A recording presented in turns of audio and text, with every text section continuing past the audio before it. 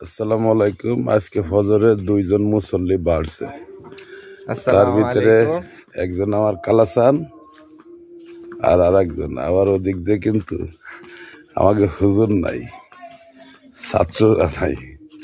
এই হলো ফজরের নামাজ। মজা নাই।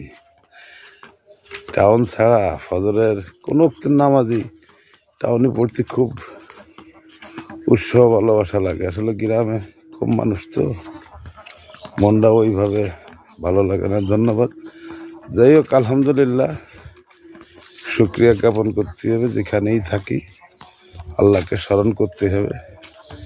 যে জায়গায় থাকি, দূর কবরে তো একাই থাকতে হবে, ওখানে তো আর কেউ থাকবে না।